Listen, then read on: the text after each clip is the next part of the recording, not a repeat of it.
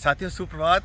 Cycling के साथ सकारात्मक चर्चा में आज हम चर्चा करेंगे एक ऐसी शख्सियत के बारे में जिन्होंने विश्व भर के करोड़ों नेत्रहीनों के अंधेरे जीवन में शिक्षा का, ज्ञान का दीपक जलाकर उन्हें नई रोशनी दी है। साथियों, इन शख्सियत का नाम है लुई ब्रेल। लुई ब्रेल का जन्म फ्रांस के कुप्रे गांव में 4 जनवरी 1809 को हुआ था। इनके पिता एक चर्मकार थे, चमड़े का काम करते थे और बचपन में इनकी आर्थिक स्थिति खराब होने के कारण मात्र 3 साल की अवस्था में ही ये पिता के साथ उनका काम करने लगे और एक दिन असावधानी पूर्वक काम करने के कारण इनकी दाहिनी आंख में लोहे की नुकीली वस्तु से चोट लग गई और चोट लगने के कारण ये इनकी दाहिनी आंख की रोशनी चली गई।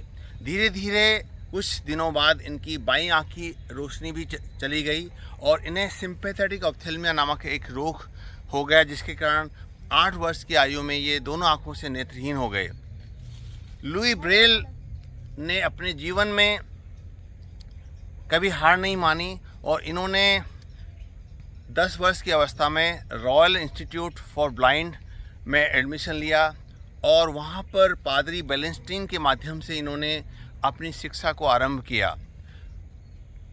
धीरे धीरे पढ़ते समय इन्हें एक दिन चार्ल्स बार्बर नामक रिटायर्ड सेना के ऑफिसर के द्वारा रचित एक विशेष लिपि के बारे में जानकारी मिली, जो सैनिकों को रात के अंधेरे में हाथ की उंगलियों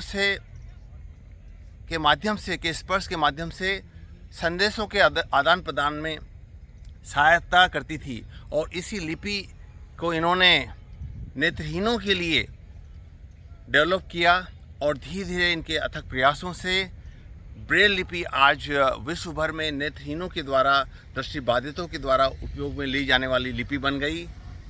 मात्र 43 वर्ष की अवस्था में इन्होंने अपना शरीर छोड़ दिया और ये अनंत यात्रा पर निकल गए। इन्हें जीते जी विशेष सम्मान नहीं मिला, लेकिन इनकी जन्म के 100 वर्ष बाद 20 जून 1952 को फ्रांस ने राजकीय सम्मान के साथ इनकी, जहां इनको दफनाया गया था, कब्र को खोदा, इनके शव को, पार्थिव शरीर को निकाला और उसे राष्ट्रीय ध्वज में लपेटकर सेना के बैंड के धुनों के साथ फिर से सम्मान दिया। और आज ब्रेल लिपि विश्व भर में नेत्रहीनों के द्वारा उपयोग की जाने वाली सबसे प्रमुख लिपि है। आइए हम लुई ब्रेल के जीवन से प्रेरणा लेते हुए हमेशा जीवन में कभी हार न माने, चाहे जीवन में कितनी ही कठिनाई क्यों न हो, जैसा कि लुई ब्रेल के जीवन में था, लेकिन उन्होंने हमेशा सकारात्मक दृष्टिकोण के माध्यम से आपदाओं को भी अवसर के रूप में बदल लिया। साथियों, कुछ भी नहीं असंभव होता जब संकल्प किए जाते हैं। संकल्पों को जब साहस के उन्नत चरण दिए जाते हैं, बाधाओं की क्या बिसात जब रुख तूफान बदल सकता है। बदला जाए दृष्टिकोण तो इंसान बदल सकता है। लुई ब्रेल के इस आविष्कार के लिए, उनके इस साधारण हौसले के लिए उनको बारंबार नमन। आइए हम उनकी जयंती के अवसर पर उनके द्वारा दिखाए गए मार्ग पर चलते हुए हमेशा आपदा को अवसर बनाते चलें, कठिन से कठिन परिस्थिति में भी हार न मानें। धन्यवाद, नमस्कार। डॉक्टर सुरेश पांडे, सुविनेत्र चिकित्सालय, कोटा।